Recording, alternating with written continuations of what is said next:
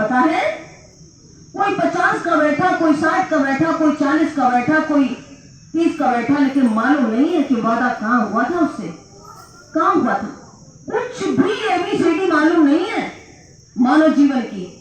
और क्या कहते भैया हमने तो बहुत बड़ी डिग्री ली है, बहुत पढ़े लिखे हम तो, लेकिन कुछ भी एबीसीडी मालूम नहीं, अपनी कुछ नहीं मालूम है, दुनिया की मालूम।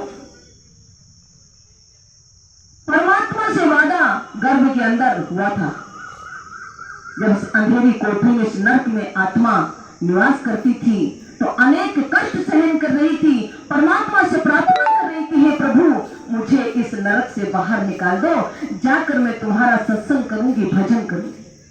हुआ था, कहा था, सब कहकर आए, निकली।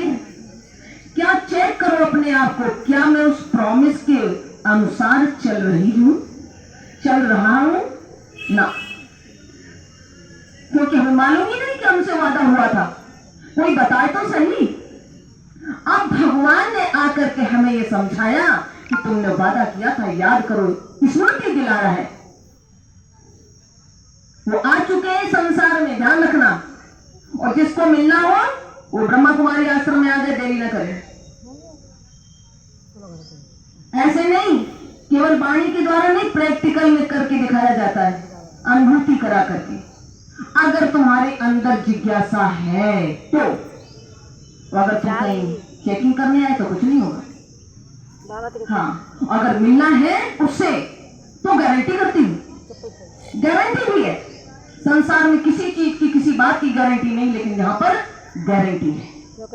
जिसको भी मिलना हो उससे वो आ जाए, क्योंकि हम सब लोग अनुभव कर चुके हैं, अनुभूति कर चुके हैं, तब बोल रहे हैं आपसे। आप आ जाएंगे, आपको नहीं होगी तो आप बोल रही,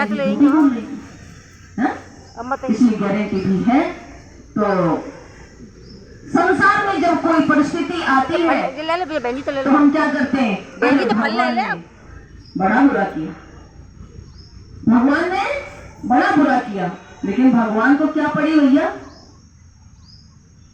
पैदा होने से पहले ये वादा किया, वादा करके तुमने निभाया नहीं, दोष क्यों देते हो, गलती खुद की तो है